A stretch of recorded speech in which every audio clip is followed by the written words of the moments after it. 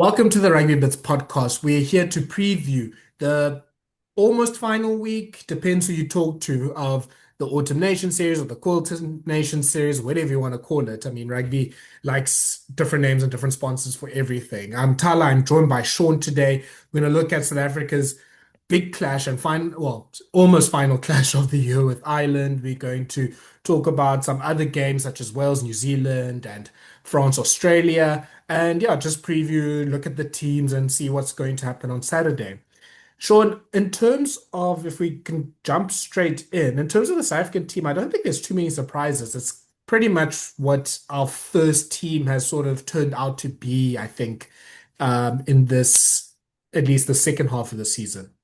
Yeah, 100%. I think the only two talking points are we going to go with Marnie or Andre on the bench?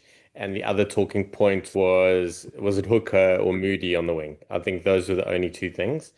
I managed to have a look at some stuff on socials that freaked me out a little bit. I wanted to reply Don't because do that. Jesse Creel's catching strays again. Everyone's talking about how he's done and Moody's the answer. Moody might be the answer, but I don't feel he's ready right now for big game defensively. Like, there's no doubt about his attack.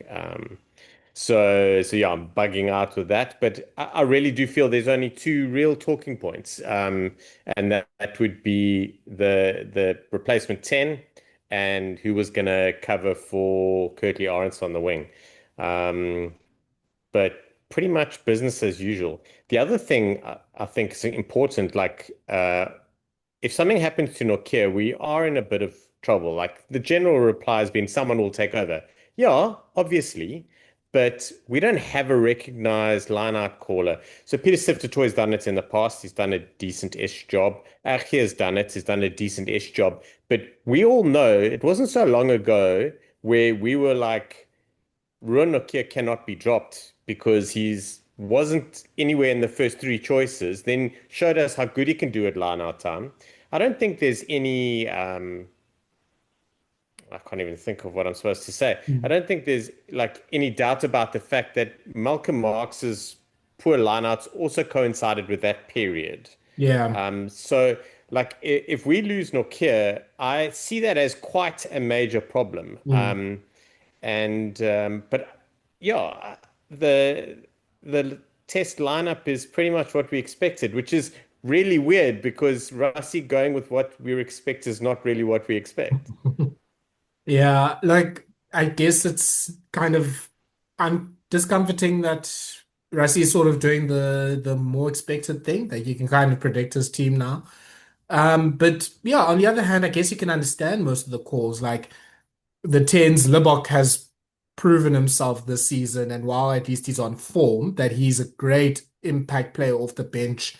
Um, as a 10. Like he really helps with upping the tempo. I think he's been the secret to the box scoring.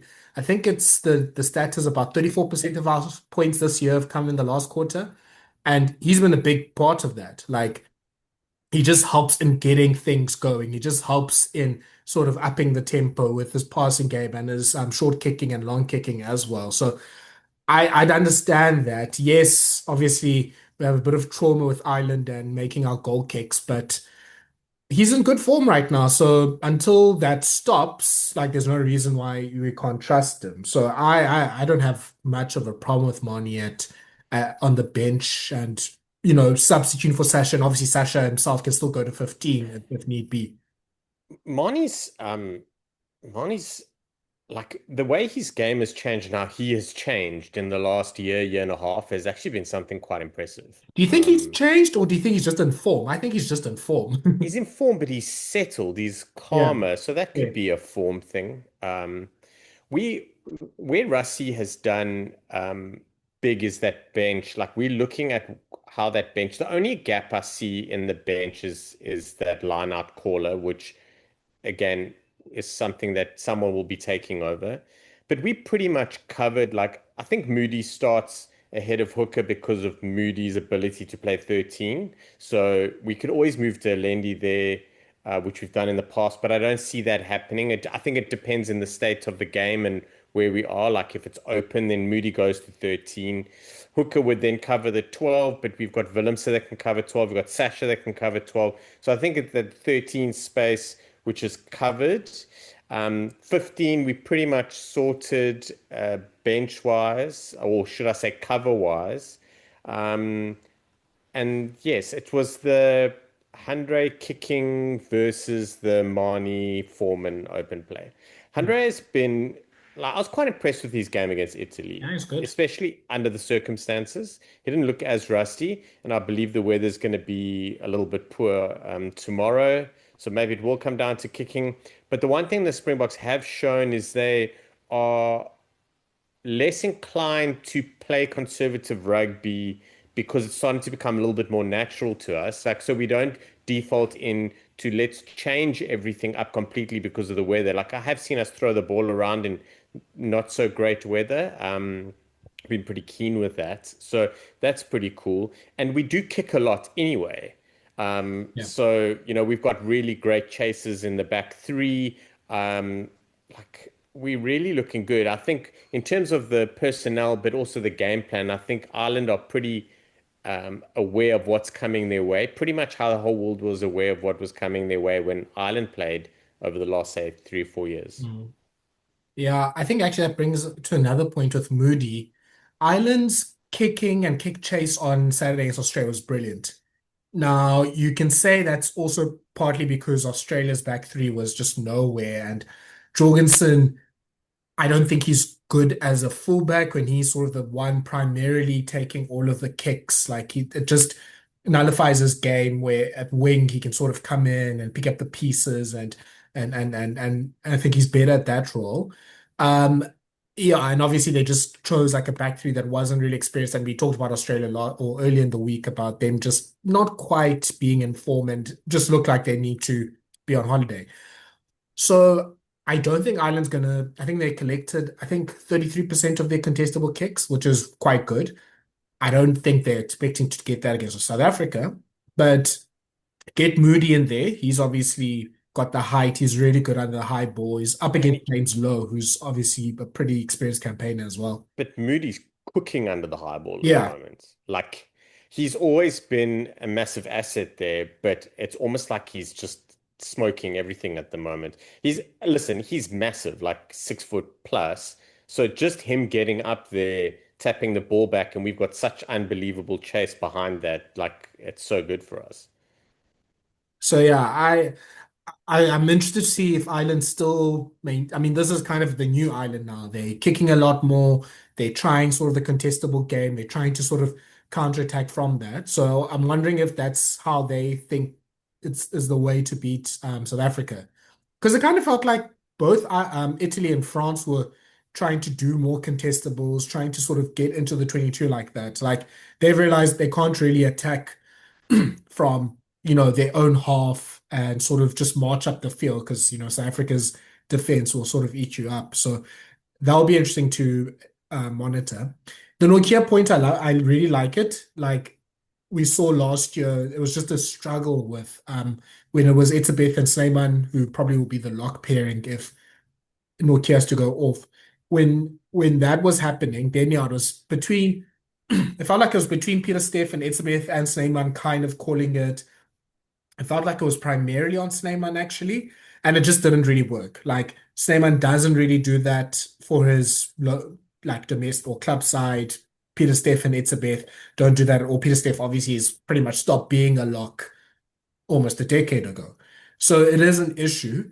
I guess as long as it doesn't happen too early, it's not a problem. They can kind of sort of MacGyver their way around it. But Ireland has kind of found a bit more confidence in their line now. Ryan Baird was an issue for Australia. So, I mean, Defensively as well, I think he stole more lineouts than anyone this weekend. yes, I think three. Yeah. So that's going to be something to monitor. Like, I mean, I know Ireland has had like 3 years of just their lineup just kind of tanking, but they've got jumpers at 4 to 6, especially when McCarthy's not playing. Yeah, even Doris can probably get up there as well. So I think that'll be something for the box to monitor. So that'll be an interesting part to sort of see that battle between the two sides. Sean, on the Irish side, I mean, they had to make a few big calls. So they've had two return to injuries with Ringrose and Josh van der Fleer coming back, and obviously that strengthens the team to, world-class players. They've stuck with Sam Prendergast, and Rassie Erasmus was very complimentary about Sam Prendergast's tackling. Just thinking, Rassie, you need to be better at lying. Like, we don't believe you, man. Like, Bundee playing at 12 instead of McCloskey, Porter starting. So Paddy McCarthy goes to the bench. Kona's on the bench as well. It's a pretty decent bench, actually. But yeah, sure. Let's start with the Prendergast call. I I kind of get it for the kicking game aspect of it, and maybe that's where you think you can target the box and like be sort of take the front foot with the kicking ball, take the front foot with, Hansen or O'Brien sort of chasing kicks and sort of putting the Bok back three under pressure. But yeah, obviously there's a pretty big weakness. And even though Rassie was complimentary about Sam being a big boy, I assume bigger boys will be sent down his channel on Saturday. There's no doubt about it. I think Rassie was trying to diplomatically highlight that they've definitely kept an eye on it. Listen, everyone's kept an eye on it. The truth is, the best performance he had on defense was probably in his last game, and that wasn't fantastic, but he did put in a big hit. Like Mhm. he'd made a spot read. He is big though. Like he might not have filled out yet, but he's big. Like he's a big guy. But he looks scrawny as. So maybe just get him some shoulder pads. Um, I do feel it's so weird. I've been a massive Jack Crowley should have started for the last 2 years. I still believe that that should have happened. However, Crowley's recent test form versus Prendergast's recent test form, Prendergast is probably edging him, and Prendergast is in favor. And I'm talking specifically like as a whole game, like Prendergast passing and his attacking kicks, defensive kicks are quite good. So we're gonna have to put quite a lot of pressure under him, onto him. Crowley also has a good attacking kick. He's got a great variation and a good disguise on it. Yeah.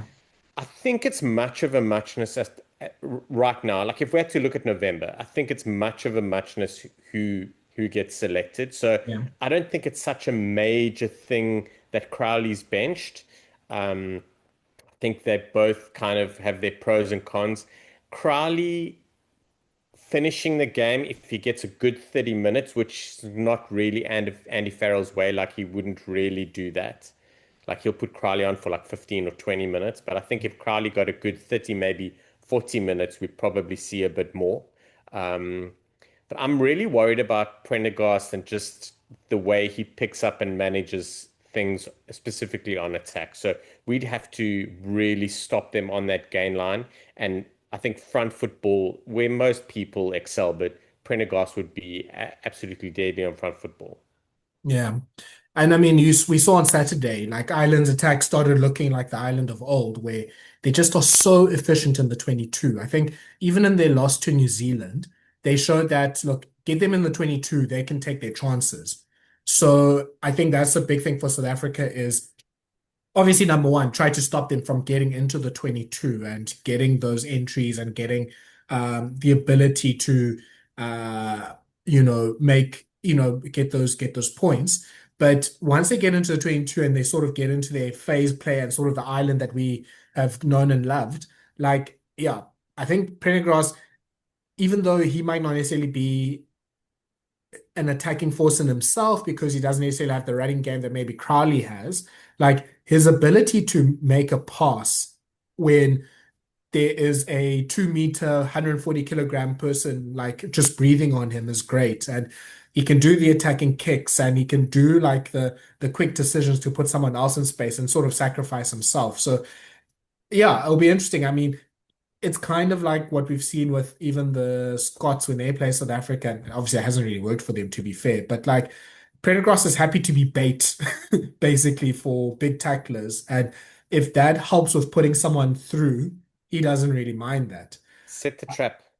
Yeah, so just him sort of just lingering and lingering until he can get that pass off at the right moment. So I think that'll be interesting to see. I think last week Crowley came on with about 25 minutes left, so maybe Farrell is kind of transforming with that. Look, and I think that's my frustration with Ireland with this debate is you've got two tens that are top six. Oh no, maybe not top six, but let's say top 10 in the world.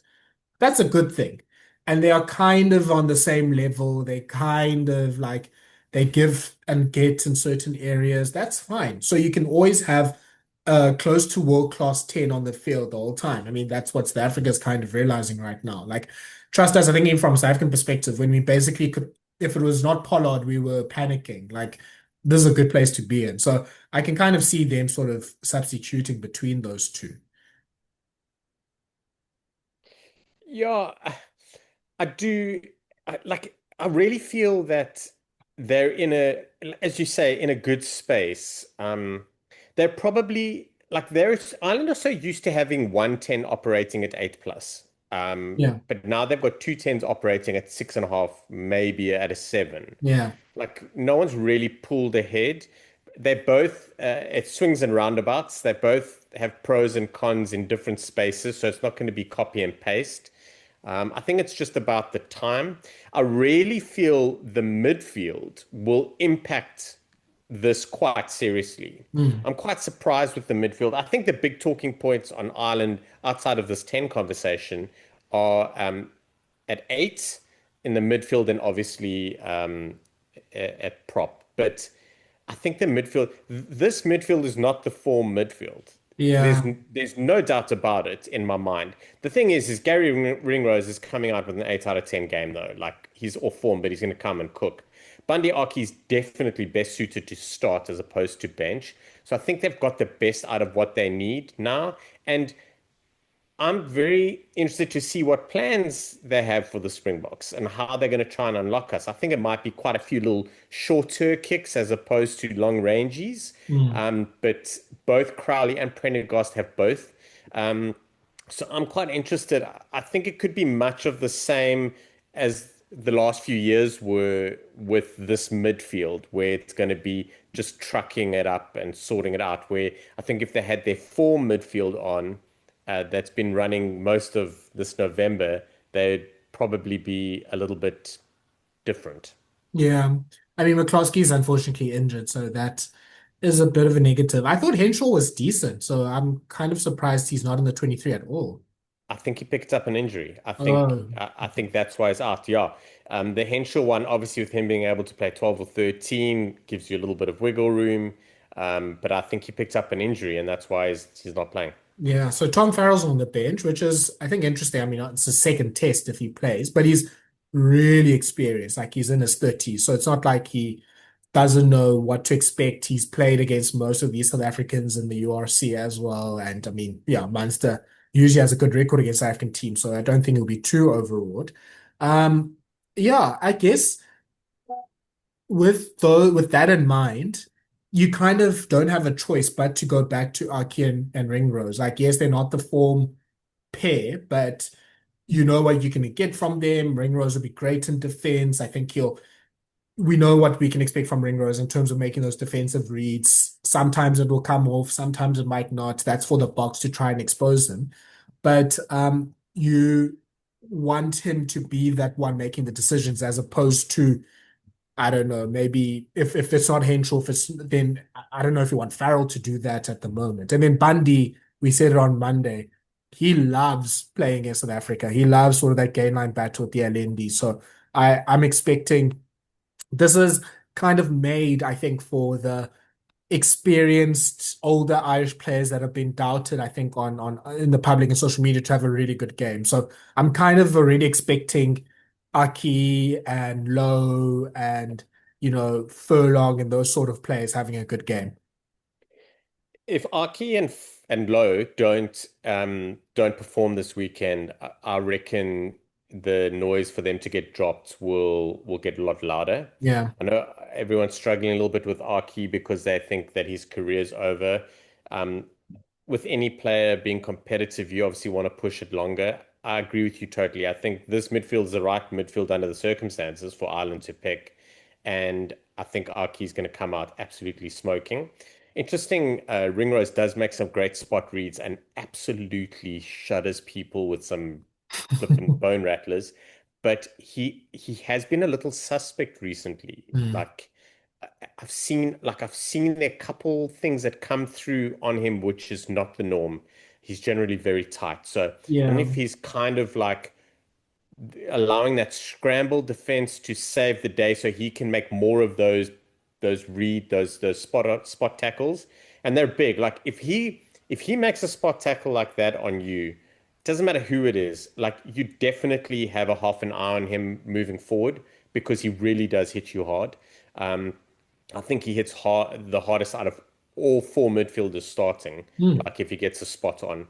Um, and yeah, it should be fun. Lowe's going to be interesting. Lowe also, November recently has not been great. The Lions tour, he was not his usual self. However, in the last test match, he came good. The last test match was massive. I know it was Australia, but the way Ireland played was massive for them leading into the Springbok game. Yeah. Yeah, and Mac Hansen obviously was fantastic, getting the hat trick. Like he's going to be a threat in attack, and I think, look, Ireland. I think the reason why Ireland have actually a really good record against the Springboks since Rassie came on is their attack is willing. Like I think say the same thing about Australia. Their attack is willing to ask questions, and their attack is willing to go multiple phases. Try multiple playmakers, back their skill set under pressure, make the big pass when they need to ran the sort of line. And yeah, that'll be a test for the Springboks. So Hansen popping out from everywhere, especially I think better suited to do that from fullback will be a problem.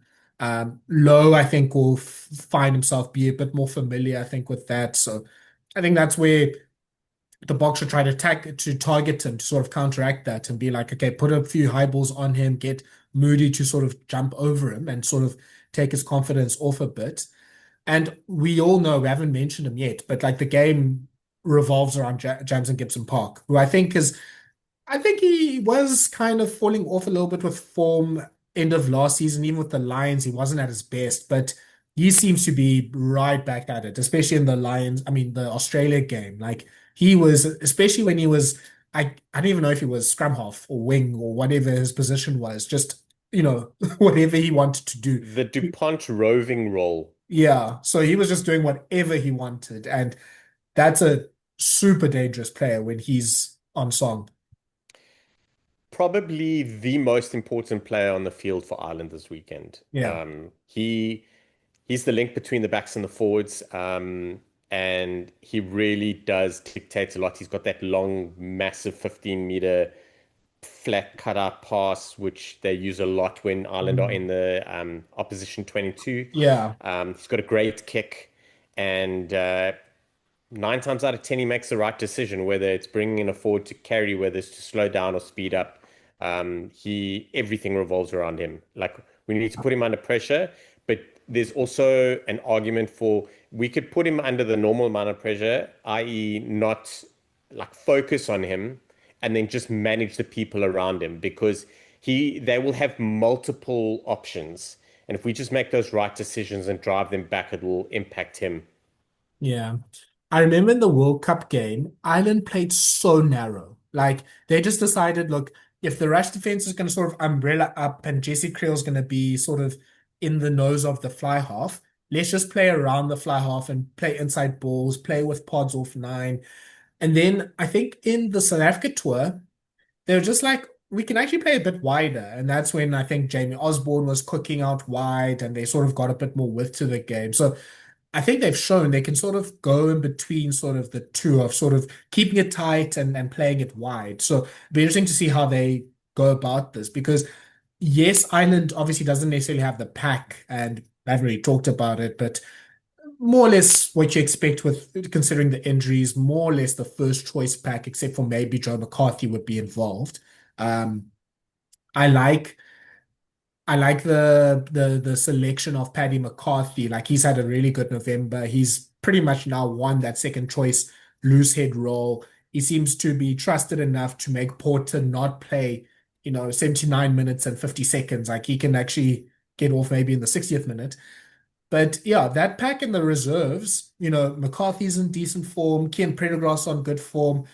It's an experienced starting pack, but the reserves, I think between McCarthy and Prendergast, like they actually have a good chance to put themselves out there. Like this is obviously the ultimate test for them. If they can have a good impact role and do their thing, and then they combine with, the Conans and the Kelleher's that obviously know what to do in these situations, that's going to be massive for them and their prospects, especially Ken Prendergast, who seems like he has the issue that Tommy Aaron had back in the day, where every time he was close to being selected for Ireland, he get injured.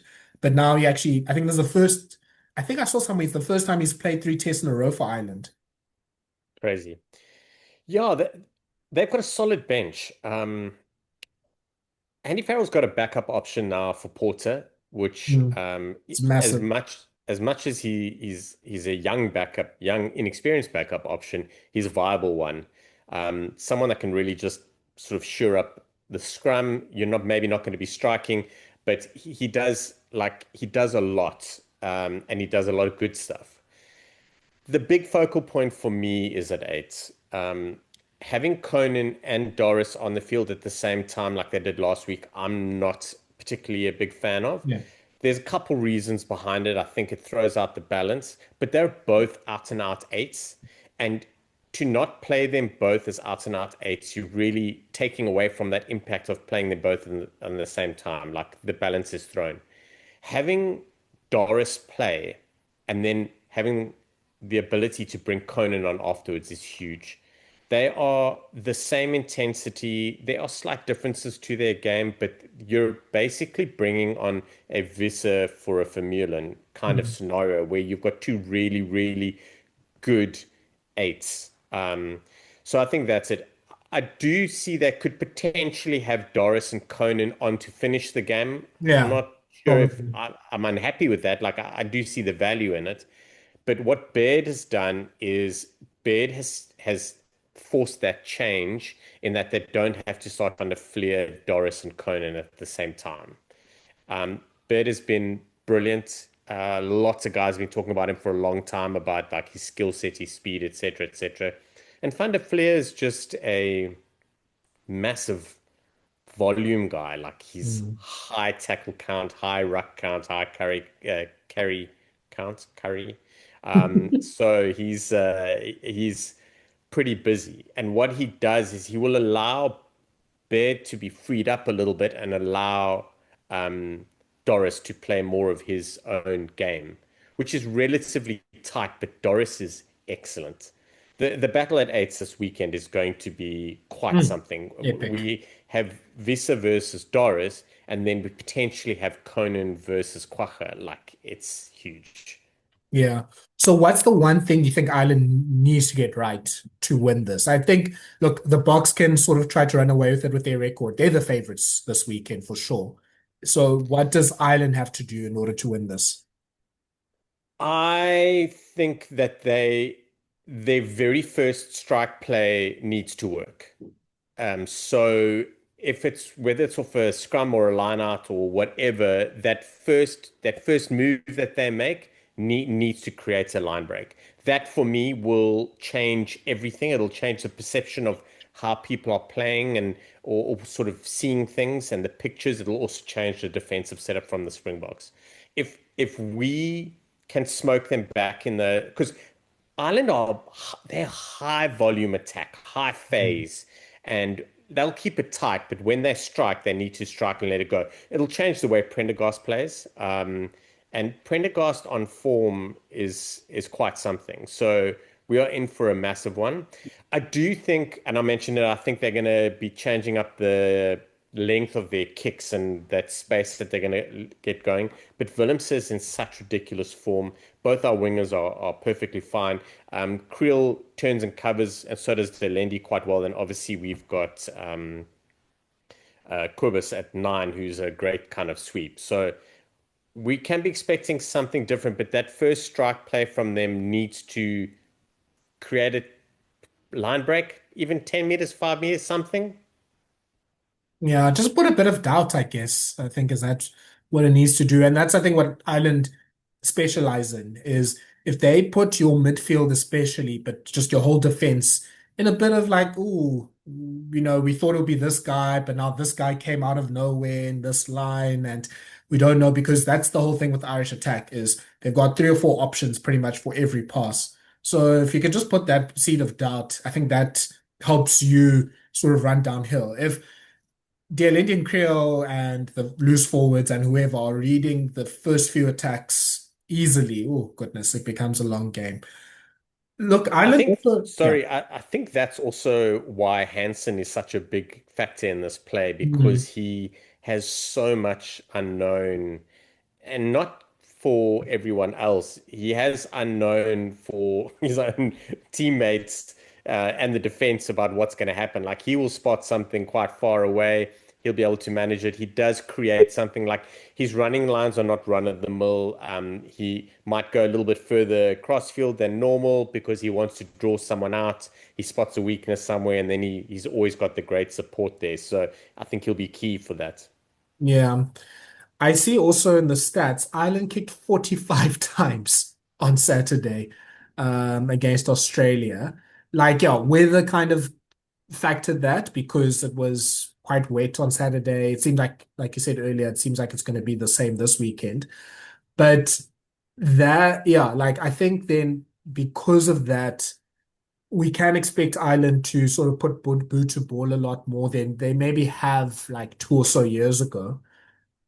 I yeah, I think that might be a place for Ireland. I don't know if they could target South Africa, but they need to win that battle as far as possible. So you want JGP, Prendergast, Lowe, Hansen to be on top with their kicking.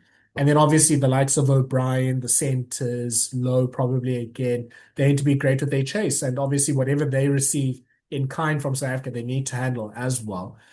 You Yeah, it's just so difficult with the Springboks at the moment. Like, there's so few weaknesses, I think, in their kicking game. Like, Sasha, I think Sasha's just like Pollard is, I think, a really obviously he's a fantastically accurate kicker, but it feels like Sasha has all the clubs that he needs in his bag, and he can sort of do short, medium, long, whatever you want to do, whatever pace, whatever sort of result. It's just about him being accurate or just getting it right. That's more the issue than, what he can and cannot do. And then yeah, with Colby, Willemse, Moodie, this might be the best back three that the box can choose under the high ball. I can't. I Maybe you can say Aronson over Moodie, but geez, obviously Moody's really great under the high ball. So it's just so difficult. I'm not sure. Like you said, Sean, maybe they'll go long. I kind of think they'll maybe contest more and see if they can maybe just get momentum from that and see if they can just be like, okay, maybe a bit of doubt. Maybe Colby has a bit of a bad day. I mean, Colby's great, but he's still 1.74. Like, Yeah. that does give you a chance. Moody, I think, has been really good, but he's not a 50 test cap veteran that you can trust every day. And Willems obviously has been in really good form, but yeah, we've seen some bad games from him. So yeah, I don't know. Like I think Ireland, that's one thing they're probably discussing even right now to be like, what are we going to do with this kicking game and just put the box under pressure because the box seem to be almost infallible in that area of the game. Definitely. They've got in Gibson-Park and Lowe and Prendergast, they have got three really good long range from hand kickers. Mm. In Gibson-Park, Prendergast, and Hansen, they've got three really good short attacking kickers as well. So they've got threats all over. And I agree with you. There will definitely be contestables from Ireland. They're not going to go long and let us run it back at them. Like, because you've got Willemse who can steamroll you or step you. You've got Moody who can steamroll you. He can also step you. And then you've got Chesney that'll step for days, and obviously our midfield. So there are options there for both sets of tactics. Ireland have those arrows and in their quiver, and they will utilize them, and we have them too, whether it's defensively or on attack. Um, there will be a lot of kicks, but the broader rugby public has started realizing the value of kicks. and the value of well contested kicks. South Africa has, but by like 10%. I think I've shared it. I think it's 41% of our kicks are contestable, which is Mhm. the highest, and second is Argentina with like 31 or 32. So like it's been quite a thing, and you don't notice it. Like you don't notice that the Springboks are kicking as much as we noticed it back in 2018, 2019. Mhm. It's because we're winning it back at the moment. Like those kicks are creating really good attacking opportunities. So that's the difference. We're going to see a lot of kicks, and it's going to be quite something. That could result in a lot of scrums. That could result in a 50-50 scrum recycle opportunity, or it could just be straight out warfare of no scrums and just long kicks retained and lots of tries. Yeah, I think in the France-South Africa game, there were what, 70 kicks? I think South Africa kicked about close to 40 times, France kicked close to 40 times. So yeah, I mean, I assume this game is going to be something similar.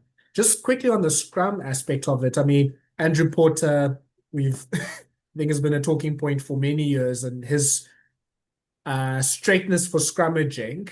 I assume I'm trying to see who the referee is for this Saturday. That Matthew Carley has been well briefed, I think, by Don Human and the team about to watch out for Andrew Porter. I mean, he didn't get away with it in the New Zealand game. I remember that he got penalized a few times. Yeah, I mean, he's obviously facing in the first half Thomas du Toit and then Wilco Lowe probably for a chunk of the second half. Like, yeah, I Yes. no, there's nowhere really to hide for him. No, just saying that out loud, like Thomas the Toy and then Volko Lowe, like that's literally your opposition this weekend. It's scary. It's scary for good props. He is a good prop. You could debate about a few things, but he's got the results and the test caps to prove that he's clearly got what it takes.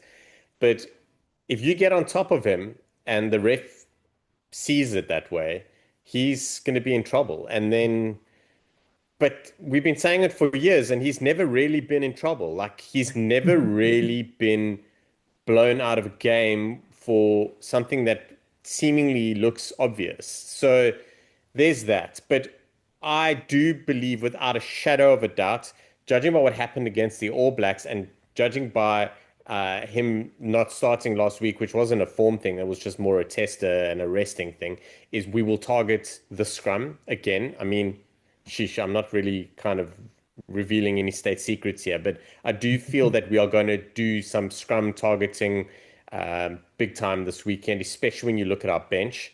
Our bench front row is quite magnificent. Yeah, it's the Bulls Uh, bench. I mean, it's the Bulls front row essentially. yeah, and what I will say is the one thing about Achia Snyman, which has impressed me, has been the scrummaging side of things. Mm. I've never looked at him as like a scrummaging lock. I've seen him as quite loose. I know he's a really big guy, but I haven't really seen him as like a tight scrummaging guy. Not that he's poor, but what has happened is I've seen my perception has changed. Like he's actually pretty good. Like he locks on really nicely behind everyone. He's not a passenger, and we're not really losing any scrummaging power there. Yeah. So it's amazing Big shout out to him as well. Obviously, it's the 50th test cap. Like, against his club obviously, side. yeah, essentially. Like, yeah, obviously just been a fin like I think Shaun, I mean, well, we can talk about it afterwards when he actually gets the 50th cap, but probably the most unique Springbok lock, even though he's still classical enforcer. Like, there's that obviously famous photo of him laughing while 23 Australians are trying to beat him up. But in terms of that offloading game, like, there's just not been never been anything like him in our rugby. We haven't even had a loose forward like that. Like, so we've essentially, barring Skulk Brits, we haven't had a front ranker in that mold. Yeah. Oxenchair maybe like just because of his skills, but Skulk Brits, and yeah, you're 100% right. Achis Snyman is literally the first of his kind in Springbok rugby and the most unlikely of his kind because how many years we saw way back in the day, our wingers had to be big and there were no small wingers allowed. Mm. You weren't big enough, you couldn't handle it, etc., etc. Come lock time, you must scrum and then you must carry and you must tackle, and that's it. And now Ake has become almost a pivot, and people are running off Mm. him. Like what is amazing is that we have changed our diamond attack to have guys running off him. So they're like, cool, like let's use your assets and start working with it. You will always have people around you as a lock. Like it's very seldom that you're going to be hanging out wide all the time. Like you will Yeah. have people around you for those carries. Now it's cool. Just stand a half a foot, half a meter back, and let's look for a pop. Or Reinach or Williams can sweep around and there's a pop, and then we don't have to bend and go. We just got amazing front foot balls. So that's a great point. And yeah, he's etched out an unbelievable career for himself. 50, eh? I don't even know where that came from. It's quite wild. I didn't see it coming. Yeah. Our Fijian Springbok, I think we can call Ake Seyman actually. Sure, let's go through the other games. I'll go through them chronologically. We don't have to spend or speak a lot about all of them. First game of the day is Georgia versus Japan. Actually, a very big game in terms of rankings and everything. I think basically loser is going to be in that third band of teams in the World Cup draw next week. So, yeah, I think for both of them, they just need it's win at all cost, essentially. Get the win, be in the top 12. I think Georgia's going to also try to prove a point because they're not in the Nations Championship and they're above in the rankings of both Wales and Japan. And just say to everyone, hey, don't forget about us. We're elite. We should be also invited in this jaunt in 2026. Yeah, it's going to be a cracking game. Just another thing that's been a bit of a bugbear for me this week. Everyone's saying about how the referee's decision cost Japan the game last week with that Hawkins tackle. Hawkins, it was in the 78th or 79th minute, and he was Yeah. yellow carded. So nothing changes. The loss was the loss. Deal with it. Um, it has the potential to be an absolute cracker where it's I don't think I think you're right in terms of like how important it is and the sides want to go out and win, but I don't think it's going to be like super conservative test match rugby to No, go no, out and no. win. Like Japan loves spreading the ball wide. Georgia's got some amazing backs. Could be potentially a shot for the top two, top three games of the weekend. Yeah, I think if it's on, I believe it's on Super Sports, do have a check on it. It's a good start to rugby day. Romania then faces Uruguay. Romania just lost to the USA at home, which is a bit worrying for them. Uruguay had a match against All Blacks 15. They lost that game. I mean, Uruguay, I think, should feel like they can win that game. Then it's Wales versus New Zealand. New Zealand have pretty much picked their second team here. Some injury enforced, but a lot of it is just giving everyone a chance to have a run. Daf Jenkins said, hey, we can beat New Zealand. I mean, he has to say that to be fair to him. But yeah, if yeah, it's one of those. If the first 20 minutes can go the right way, this could get tense at the end and at least, be a game into the second half. But geez, if New Zealand scores early and builds a 14-0 lead in the first 10 minutes, this could get ugly. Yeah, New Zealand might be without a coach on Monday. If they lose There's it, Razor needs to just stay in Wales, basically, and coach the Scarlets. Yeah. Um, this this game is quite intriguing because there's so much backstory to both sides as well. Razor, I'm seeing is it's unraveling a little bit with a lot of fans. Like I'm seeing so much more of like we don't want him around, he's not good enough, etc., etc. Wales has been Wales since what 2020. It's been a bit weird. Um, the Welsh should play together a little bit. There's so many changes in this All Black side. It's the last game of the season. Mhm. They've had a long year. Like, oh, they're guys that want to prove themselves. So, what if everyone wants to be individuals and play Mm. their own game? Like, there's the risk of that. Um, this could be fun. I do think if the All Blacks get to a strong start, I do think even if it's two tries in the first sort of 10 minutes, I think that could be bad for the All Blacks. It could go both Mm, ways. But I think Wales have enough time to claw that back. If mm, they take like concede like three, let's say they concede 18 points in the last 10 minutes of the first half and they're trailing by 15, I think that's a different story. But yeah, this could be good. I would love the first 20 minutes to be a little bit of an arm wrestle and then Wales to get ahead. New Zealand can go score their try just before halftime, make it reasonably tight, and then that doubt to set in for the All Blacks and the Welsh to be like, well, hang on a second, we could really do this. We've only got 40 minutes, and then mm. we'll see what happens. Yeah. Look, I mean, New Zealand and Australia have, and maybe this is because it's the end of their seasons, they've been really bad late in the game. As more the game goes, they sort of lose a bit of steam. And New Zealand's been so weird. I think they've been starting well in pretty much all of their games so far in this tour, but they just have a 20-minute period, sort of between the 40, 60th minute where they just sort of fall off. So yeah, I mean, it would be to script if they do get a 14-0 lead and then sort of falter off a little bit. So yeah, there is enough little doubts I think that Wales can sort of poke at. I mean, you have the likes of like Leonard Brown and Ioane, for example, trying to prove themselves in the midfield. You have Duplessis Karifi trying to do big things at flank, and Pasilo Tosi, like he's a big option there, tight head. You have Ruben Love also playing at fullback. So there is that opportunity. And the bench, it's not like Razor put an insurance policy in the bench. The bench is pretty young. I don't think there's many. If I'm counting at the top of my head, I think there's only three players that have more than 10 caps, maybe four.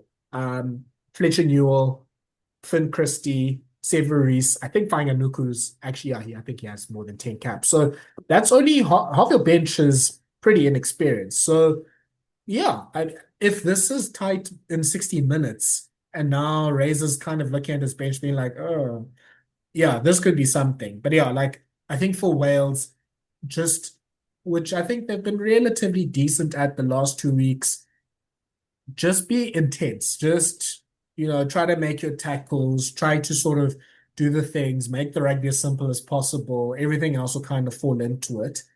But yeah, I mean, for New Zealand also, if they sort of do what they need to do and hit the basics, it could get ugly. So yeah, I think this could be a pretty interesting game if things sort of go well in the first few minutes. Wales Yeah. Wales just need to focus on being 8 out of 10 at everything that doesn't require skill. If they Yeah. can do that, they will like just get in your lines, be disciplined, make those tackles, like focus, catch, pass, stuff like that.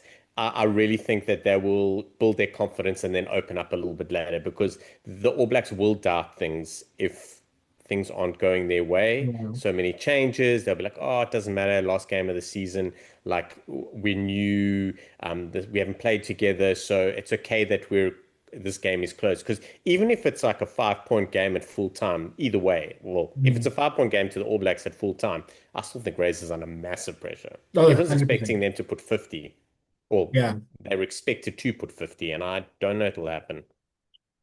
Yeah, look, I mean, like we said earlier, if Razor loses this, he needs to get a CV out. Um, then after or like during that game, Portugal is hosting Canada. Um, I think that you should expect Portugal to win that. Spain then hosts Fiji. Look, obviously Fiji have had a really good 2 weeks. They've kind of changed up their team for this game. So yeah, I think there'll be two interesting games there in sort of the tier two side of things.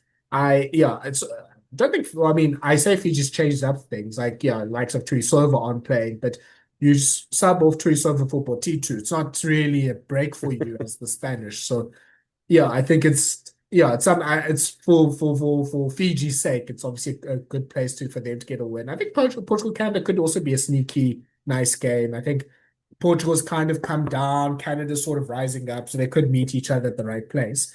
Then we play Ireland at 7 o'clock in the evening. Again, we have a clash because we can't have nice things. Italy's playing Chile. Italy's made a few changes to their team. Also, pretty much have gone with the second team, so I think that'll be interesting. Chile's been, I think, consistent in building up their performance. France, Australia is interesting.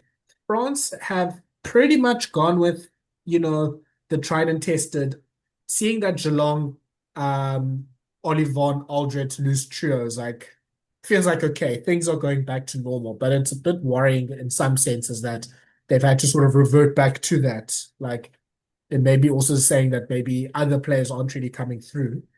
Deportes paired up with Fiku in the midfield. Their bench is 6-2 again. They have Jano and Calvin Gorges. So their two backline reserves have one test cap between them. So that could be a worry if things go early on. But the Wallabies, I mean, they've just lost Carter Gordon and Billy Pollard to injury this morning. So Faisler and Edmund are starting. That means their bench has no real fly half. It's Kalani Thomas, Hamish Stewart probably will be the fly half, and Filippo Dalgunu. Yeah, look, I hope Sean Australia took our advice and they kind of relaxed things this week. But yeah, again, this is I think similar to that New Zealand game where if France gets a good start, I think this will be less so. I think Australia will let go of the rope if France gets to a 14-ish point lead early on. I think the Wallabies are going to let go of the rope in this game. We just don't know when. Like you're bang on there. It's going to be a bit scary. I'd like to know the what kind of motivation the French have got. Like, is it just a Blair kind of a week, or are they really Mm. focused on finishing off strong, and just kind of claiming this Wallaby scalp? But not having a 10 on the bench when 10's been your biggest problem, who would have thought? Very weird. The whole 10 circus roundabout has been quite bonkers under Joe Schmidt. Like, I don't know how James O'Connor doesn't make the bench now. Mm. Um, we've kind of said that he's probably best suited on the bench to finish off a game or guide people, or I mean, he covers 12, 13, 15 as well, you know. So it's strange. It's really strange. But Edmed, this is probably going to be his last Wallaby test ever, or it's going to be the start of 50 tests. Like, Yeah. it's a bit weird. Like, I really feel the pressure is going to be on him. Yeah, and I mean, look, France is not the team. If they're sort of on form, it's not the team you want to be trying to prove yourself as a young 10 or Sam Prendergast, like how that goes for him. Like France still, I mean, yes, they're missing quite a few players to injury, but you have Miafu back, you have Flamont back, you have Marchant in that front row. And then in the backs, I mean, you'll be having Fiku and Deporter running at 11. Tamaku doesn't give much away defensively as well. Ramos is there, like their back three is really good. Yeah, I think it'll be interesting to see. One thing that I think makes me think France are motivated for this game, I saw Aldrit and Olivon basically both talk about they need to get the Stade de France crowd back on their side after losing to the box. So I think that's their That's, motivation. yeah, I didn't know about that. And yes, the Wallabies will probably let go of the rope in the first 20 minutes. Yeah, I kind of think also the Wallabies should have started Valentini. I mean, I always will say this. I'm not sure if like you kind of need that sort of big ball carrier to kind of counteract what France is doing. Like I love Frost Williams and Hooper. They're really great. They're awesome hard workers. I think you just need that ballast in that team. I maybe even would have started someone like Salakai Loto as well. Just to get that go forward in that, especially when you have a big France pack and a bomb squad kind of waiting for you. So yeah, Start your best players. Like Australia, start your best players. Simple.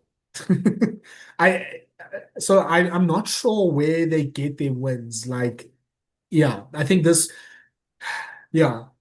If this was what a month ago when we were still feeling great about Australia, like after the South Africa and the Argentina games, we would have thought this could be a entertaining game. Maybe Australia have a chance of upset. Now we're just like, how do they sort of limit damage and control things? Sean, I want to ask you one thing. Daniela Tupou signed with Racing, right? I I think so, but I I don't know. I think so, but like he hasn't reported to Racing, and if I know Jackie Lorenzetti as well as I think I do, I don't think Jackie is one person that allows you to play the whole season for your national team and has nothing to say about that. So I'm wondering what the arrangement is. Did the ARU pay him? Is it maybe just his contract starting in the start of December, maybe? Or is Lorenzetti gonna release a rant like we've never seen before? Yeah, I think you're right. I don't think he is paying him a cent until he gets there, because if he did, then Lorenzetti would like to be taking some screen time on everyone's phones for saying stupid shit. So yeah, oh, I'm done with him, man. Yeah, always good for a quote, Jackie Lorenzetti. Sunday games in very quickly. Scotland faces Tonga. I mean, Scotland should win this and win it quite well. Interested to see if Scotland sort of goes with a completely new team or if they go with, the tried and tested. Sean, what do you think? Oh, sorry, fighting the mute there.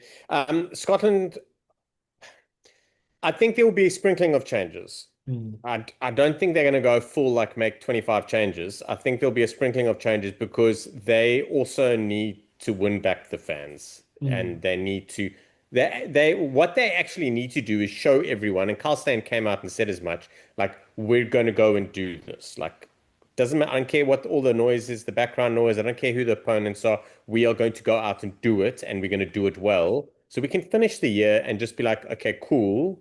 Finish it on a good note. It was very disappointing. Let's go back to the URC Champions Cup, and then we can focus on the Six Nations because we've got something to draw on. I really think it's so important for them for their 2026 season.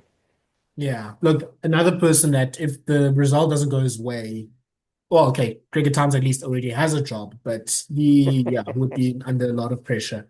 Then Learn I from think, Eddie. yeah, I think the game of the weekend might be England Argentina. Like, I kind of think England, I mean, they always do this when they beat the All Blacks, especially. Obviously, the press is talking a big game, nice false sense of security, nice sort of underestimating Argentina. And that's when we know Argentina can produce a good performance as well. But Sean, we know from Argentina, we can't talk about them too much because then they'll disappoint us. We need to kind of not notice them. It's like when your child is like cleaning their room or something like that. You mustn't notice it. You must just look away and then they'll clean it and then you don't say anything about it. Yeah, yeah. Like when your kid like falls over, if you look at them, then they'll cry, but if you don't, they'll just brush it off. Like whatever happens this weekend for both sides, like if Mm, England play well and win, or if England play badly and win, or play well and lose, if Argentina play well and win, or well and lose, or badly and lose, or badly and win, whatever scenario unfolds, we'll have something in the last 12 months that we'll be able to refer to and say that's kind of what it's expected. mm, So maybe not England on playing too badly or not getting the result, but where's the motivation for the guys? So the motivation for England is going to be about like a couple of fringe players and injuries. They've Borthwick has done something by making selections that don't make sense, but the team still powers through. So mm. there's that. So they've got that. Argentina can just be like that guy in the background of the crowd jumping up, going, "Oh, hello, hi, don't forget me," because no one's speaking about them. Yeah. You're right. We've seen Los Pumas drop the ball horribly when we're expecting big things. I'm sorry I'm saying this, but they seem different this year. Oh, here we go again. Oh, It's 52 all my no fault. England. It's all my fault. But everything that happened from England's mouths and the fans and everything, I totally get it. Like you want to play the best. Like South Africa have proved that they're probably well deserved of world number one. England, South Africa, we're missing it. Totally get it. But you can't take your eyes off Argentina. It's Mm, not like Argentina are going to come out and surprise you. Like if they play well and beat you, it won't be a surprise. mm, That I think is the big factor in this game. It's not like Argentina scraped through so and so, lost over here, didn't perform here, and then kind of whack you by scoring four tries in 3 minutes. Like that's you can't say that you're surprised by it. You've got mm. enough data just from November alone, let alone the Rugby Championship, to see what Argentina have got. And Argentina are going to want to turn things around from what happened against England on home soil in June. Yeah? Was it Yes. June, July? So there's a little bit happening here, but no matter what happens and how each team plays, we will be able to be like, yeah, it's possible that it happened. Like it's not out of character. So we're in for a cracker. And this, to me, I think South Africa Ireland without a doubt is the game of the weekend. This to me is the arm wrestle between the Japan and Georgia game and this game as to which is number two. Yeah. Look, yeah, and Argentina's been great at managing their squad. So they've been rotating their loose forwards quite well. Their back three, and even at 10, like kind of going between Prejantelli and Carreras, which means that they do have like quite a powerful bench that they can call upon. Like last week, that's Gajo and Matera and Carreras coming on. So I'm sure this week maybe it'll be the turn of like someone like Gonzalez and maybe Ricardo coming off the bench. I think it'll be interesting to see because you mentioned earlier Argentina are really good at the kick chase. They can really get into it with England. I think England kind of countered that by picking Elliot Daly with Roebuck and Freeman out instead of picking someone like Arundel because they trust Daly a ton more than they trust Arundel in that backfield situation. Um, Front row be interesting. I mean, I think Hayes is not injured. I think he's been rotated out. Opoka, I mean, I'm a big fan of. I think he's really good. So this is a big proving point for him. Argentina's probably main weakness is up front. So if he can have a really good game, I think he can really put himself up there into that sort of like front row rotation for England. And then, yeah, I guess the other big change has been Spencer. Like he basically gets a chance now to prove himself, to start a game, still a big game, and just show that he can do it from minute one at 9. And then, yeah, with the bench, you still have Mitchell and Smith and, that sort of bomb squad that is coming through. So they're still well sorted there. I can see it's kind of like the England New Zealand game last week where you can kind of see both teams winning well and both teams winning closely. Like there is ways to see around it. But I think for England, the main thing is you need to take on Argentina up front. Like that's the main way of doing things. And then you just need to be really aware of Argentina from set piece is just an absolute danger. And if they get attacking momentum, it gets really difficult for you. And England, to their credit, has been pretty decent defensively, I think, the last year or so. Like they've really given too many tries away. I think, if I'm not mistaken, the stats say that they've only given away 3 or more tries twice this year, something like that. So, I think if this becomes a bit more of a basketball game, kind of like what happened with Scotland, that's maybe where Argentina feel like they have an advantage. But England, if they can sort of keep the pace and keep it sort of controlled, have Spence and Ford calling the shots and controlling the game, they'll feel really good about winning this game. Yeah, just to touch on the players that you mentioned, like Apoku for sure is the highlighted change that everyone's like, oh, what's going on? I don't think there's anyone that has watched him that thinks he's not ready for this level. Starting in this game is where the sticky point comes. Like, oh, is it the right game to start him? There's a lot lying on this game. He's brilliant. I think it is a great call. He seems pretty solid. Like, Mm. it's not that he's super experienced, but he seems pretty talented in that moment. And as you say, Argentina are under a bit of pressure there. So even if he gets under pressure, I think he's got enough skills and power to hold his own and get out of the situation as opposed to getting blown out of that scrum. The Elliot Daly decision for me is a brilliant one. And Mm. it really, Arundel, yeah, listen, he is actually ridiculously fast. And I do have to eat my words because I'm not a massive fan, but there's no doubt about the fact that that kid can create something from nothing. Daly, however, is got an all-court game. He will cover you at 13 and 15 if you need. He can assess the situation and recover much faster than Arundel will at the moment.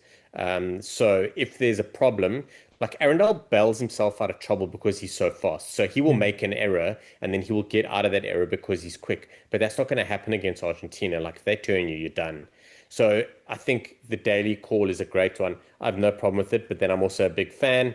Like all these people freaking out about him coming in and starting and leapfrogging so and so, it doesn't bother me at all. I think it's 100% the right decision, I mean, he especially was almost the considering Lions starting fullback just like 2 months ago. and he went on that Lions tour and everyone was saying the same thing. And then when he got injured, everyone was like, oh, what are we going to do? So that's a big one. I wouldn't be surprised if we see Marcus Smith at 10 this weekend. Mm, They could move daily to 15, but then they're not really going to have too much cover on the wing. So maybe I maybe overshot the mark with that. But yeah, I think they'll leave Daly on as long as possible. Same with Faye Boso. Smith will come on at 15 in an emergency or injury. He'll come on at 10. I think Ford stays the whole game. What's going to be interesting is this Dingwall Slade thing. Like individually, you can see how they've both been chosen, but how they're going to play together, that's going to be quite important. And then you have the option of playing Daly on the wing, sorry, at 13 if need be. yeah. What you probably do there, I don't know if you'd move Marcus Smith to the wing and then leave Stewart at 15 or put Stewart on the wing on right, Fawe Boso on left, and Marcus Smith. There are some holes in that bench cover, or should I Yeah. say there are holes in that cover, like specifically what gonna happen if you lose a winger. I think England are going to be under pressure there. Um, but yeah, it should be a good one. And I'm very excited to see a Poku Fujo play. I really Mm. am. Like, I think that could be the big one. I'm a bit worried about that midfield, but they have the potential to go good. I'm just worried about the fact that I haven't seen them play together. Yeah, I guess, I mean, with the wing thing, Stuart has played a bit of wing for Leicester. I mean, I don't want to mark in Carreras or Isgro, though. I mean, we know Stuart is a bit slow to the turn, as Brian Abano would say. Um, so that is a problem. At least with Apokafojo, he does have Cowan Dickey starting with him. That's his club teammate, so there's familiarity with that. Genge is obviously a very experienced campaigner, so he's well taken care of, I think, in that sense. Like if it was Apokafojo and Baxter with Theo Dan, that's when I'd be like, oh, I'm not sure about this. So I think it's a nice balance that they've done with the starting and the bench front rows this weekend. Daly's going to basically fill in whatever hole is left. He might have to play both wings essentially, if need be. So And finish the game at 13. yeah, I think Daly kind of like what Willemse did, where he played. It felt like he played two fullbacks essentially. Like he was the wing and fullback on Saturday. I think Elliot Daly kind of will be expected to do the same if push comes to shove. Um, Argentina would be so interesting. I mean, I wish we had the team there, but obviously I haven't really had like Sinti this tour because he's injured, but Moroni's played quite well. Chocobara has obviously been really good at center. Prishantelli has been a revelation at 10. Like, it's so weird. Argentina can just find a decent international 10 from someone that's been like a middling, URC player, or, well, now Prishantelli, I think, is in the top 14, but someone that's just been relatively average, not really noticeable. And then all of a sudden they come into Los Pumas and you're like, oh, this guy is really good. So I think Prishantelli is now another person that they can add to their depth chart. Benitez Cruz has been nice at 9. We've talked about the loose forward. Their locks, I think, are really industrious and don't get enough credit, the likes of Rubiolo. So yeah, there's enough talent there. The last time they went took and they beat England thanks to Emiliano Boffelli. I mean, he's someone you can even add to that team in a in a few months as well. Yeah, I don't think it should be a surprise if England loses this. Yeah, it will be, in terms of content though, Sean, it'd be so funny if England loses this. Like, we kind of need this. It would be wild. It would be wild. Listen, I think for all the haters, like they want England to lose by like say 12-ish points, like a fair loss. Okay, because then everyone's gonna come out of the woodwork saying Borthwick's crap. And I think everyone wants Pollock to come on and knock the ball on. Like I think that's kind of perfect world for everyone, Yeah. for all the hate watchers, which there seems to be a lot of. Um, Hero I like melting Pollock in a tackle probably as well. Yes, twice. and then Pollock losing his shit and then a scuffle, then it would be wild. Like everyone would be like, "Yeah, you're too young, and look at you, big mouth," and blah blah blah. I Pollock's too good to not do something good in a test match. It's Yeah. amazing. I just want to say to all the haters, it's amazing how Pollock is more often than not in the right place at the right time. Mm. Like it takes something for a 21-year-old to be that good. But I'm definitely supporting the Argentina this weekend. I'd love for them to roll it. I think England are really worried about that bench, Mm. but we haven't seen I really don't want Pumas to name a so-so team. And I Yeah. also don't want them to pitch up. I want them to pitch up. I don't mind who wins. Like if Pumas play well and England win, then we are never going to hear the end of it as non-English fans, and I'm all for that. Like keep it going. Like keep it going until next year when we play England. Like please. Yeah. So it'll be quite something. But what an unbelievable way to end the Autumn Nations series with that game. It's going to Well, be until we play brilliant. Wales next week. Yeah, it's end. Listen, Wales, we'll be coming off a win. Wales will be coming off a win. It'll be the perfect way to end the tournament. Yeah, and both of us playing URC players that the URC teams are complaining about us using. So yeah, it'll be all fun and games next week. Sean, Well, Dragons finally, Dragons only have test players that don't have club players anymore because they've walked out of a meeting. So the Wales are like, well, we don't want him to play because it's outside the window, and the Dragons will be like, but we don't play in this league. We play in the Premiership. Bye. oh yeah, I'm now laughing but scared at what Welsh Rugby Union will do this week to take attention from the game. Very quickly, World Player of the Year nominees have come out. Just quick takes. Three South Africans are nominated: Marks, Peter Steph du Toit, and Oxen Chair with Louis Bielbiari. And then in the Breakthrough Player of the Year, you have Ethan Hooker nominated with Swali'i, Pollock, and Holland. I would say my take is Chair probably should win this because he probably should have won it last year anyway. And I think he's probably been the most consistent Bok. Yeah, I mean, I think we had this conversation even on the group about do we think Peter Steph and Marks were the best two Boks? But it's been a weird year for the Springboks where it's felt like everyone's had a turn of having like 3 or 4 great test matches, and then they are rested or dropped or injured or suspended. Then we don't see them. So that no one's really played like all 12 tests and been great in 10 of them. Everyone's had like in and out and chopping and changing. I think LBB's obviously was the Six Nations Player of the Year, so that was the easy one. I did have someone argue with me about LBB because he wasn't great with the Springboks. I was like, well, you should maybe watch other games instead of just the Springboks, maybe. And then the breakthrough stuff, I know there's a lot of stick about Pollock not playing a lot of test matches, but the kid's great. Like we can't deny that. But yeah, I do think Hooker actually has earned his place there. I think though Swali is probably the favorite. What do you think, Sean? Yeah, so on the youngsters, Suali'i, and then it's between Holland and Hooker for me. But Pollock's definitely in that conversation. Going on to the main event, I don't feel Malcolm Marx deserves to be there if Mm. we're looking on last year's form.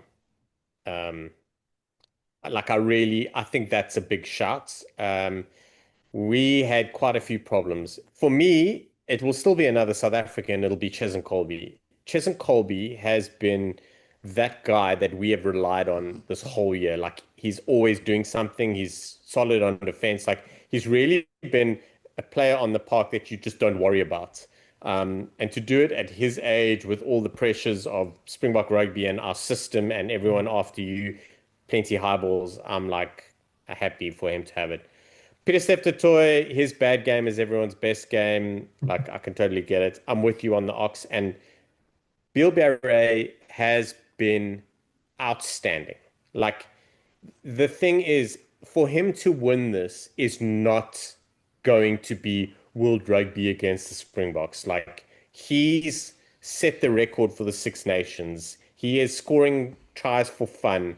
He is the one player that we all spoke about that we were worried about when we were playing France previously. Mm, Like not even Damien Penaud, it was Bill Barret because he was in such good form. Like that man could touch a ball and score a try from nowhere, kick it ahead. He's faster than everyone on the field, which is ridiculous. Like, yeah, I have no problem with that. Malcolm Marx is my one that I'm like, oh, I think he's a bit lucky to be there. I would have put Chesney in. mm. Yeah, it's just, yeah, I guess if you had to have a South African, then it makes sense. Yeah, I think it would be probably more of a Cheslin Colby type of South African than a Malcolm Marx. Look, Jasper Wiese, if he wasn't flipping suspended for 4 games, would have been an easy nomination for that. No brainer. A fantastic player this year has been. I think this has been generally the one year where you could say he's been the best eighth man in the world, but he decides to headbutt people sometimes, which is really unfortunate.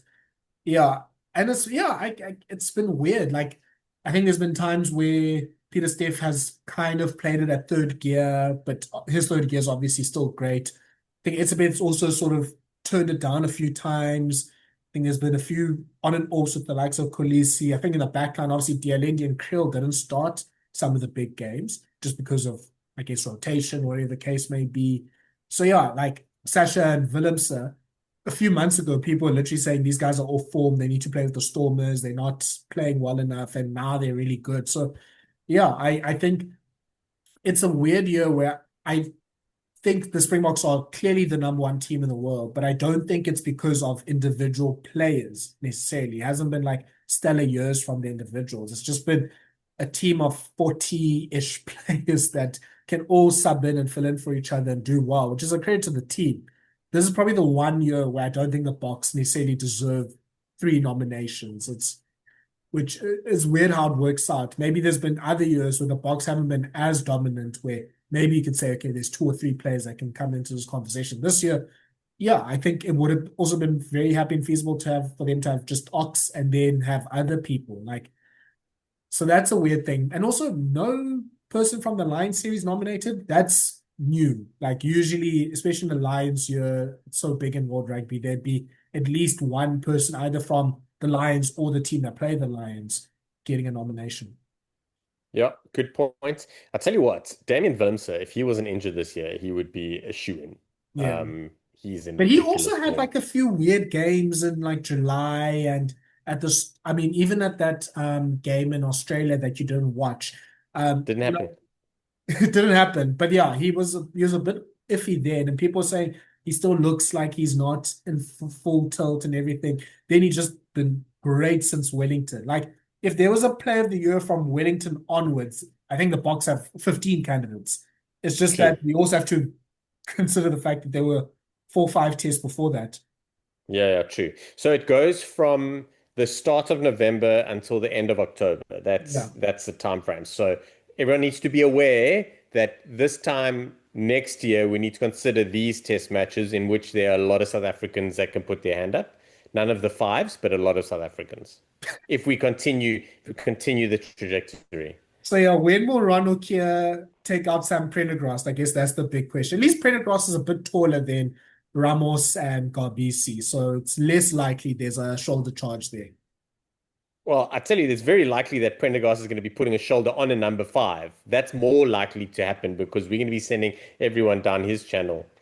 He's going to give the tackle like Sexton. Listen, there are a lot of Oaks that hate on Owen Farrell, but my word, Johnny Sexton, he would jump into tackles all the time. All the time. I don't know how he didn't get carded.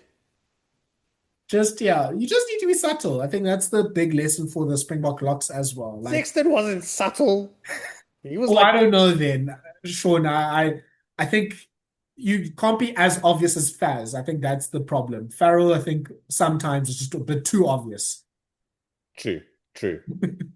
But yeah, so we'll see. I mean, I think they'll make the announcements, I think, on Saturday or Sunday, if I'm not mistaken. So it will happen, I think, over the course of the weekend. Then they'll announce the World Rugby Dream Team on Monday or Tuesday. So Without one South African watch, then people will shit the bed. look, I think the perfect weekend, if you want to troll South Africa, is them losing to Ireland because of another red card to maybe Ronald Kier. That gets rescinded.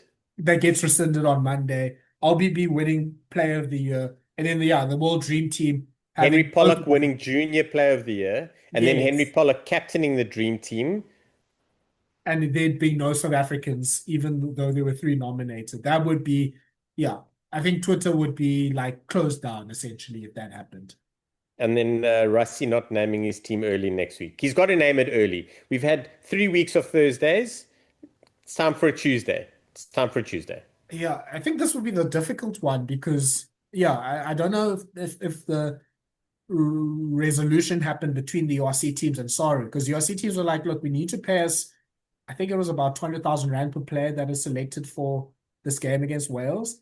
So I don't know if I think the numbers were very far apart. So I don't know if Rassie might now have to go, okay, I'll only pick five Stormers, five Sharks, five Bulls, and 10 from Japan or something like that, just to make sure that there's balance. Okay, and one Lion. We'll throw in Morne van der Berg in this game. But But that'll cover their wages, the Lions' wages for at least a month anyway. It's massive for Lions. And Tlabakane, Morne van der ooh, Berg, and then they're taking massive, like fill up those coffers, man. yeah. Charlie's gonna be stoked. So I don't know if that has been resolved yet, because then that will obviously be, I think, a big dilemma for selection as to who's picked. Can he pick a lot of Bulls or can he pick a lot of Stormers, or will that be a problem for them? Because I mean, even with the URC teams, three of them are away. Oh, sorry, two of them are in Europe, the Stormers and the Sharks. So I guess it kind of makes sense to pick them because then at least, they can still be pulled in. The Bulls and the Lions are all supposed to be in South Africa. So, you know, I guess you'd want most of the Bulls and Lions players to all fly back then for those games. So yeah, I don't know. Like it's at least the Japanese players have been released for this game. I guess that's the big positive, that at least you can still call on Marks and Colby and those players. Yeah, it's going to be interesting. I think we're in for a big week of political content, like about not political, like behind the scenes management crap. Mm. Yeah. And next off the week after that is Champions Cup. So I think from like the Stormers side, they would love for Sasha to have the game off and to be rested. The Sharks would love to have Itzebeth and Kolisi having the game off, so because they face Toulouse in 2 weeks. So yeah, there's all these machinations that'll be happening from behind the scenes. Cool. I think, Sean, let's end it there. Lots to look forward to this weekend, a bumper weekend of international rugby. But thank you so much for listening to this podcast. Please follow us on social media channels. Please like, share, and subscribe to this podcast on Spotify or on YouTube. And we'll see you next Monday with hopefully, a lot of rugby to look back on, and the World Player of the Year announced. Maybe it's Henry Pollock. Maybe he's just upgraded to World Player of the Year as well. But yeah, we'll be breaking all of that down next week. Bye bye, everyone. Bye bye.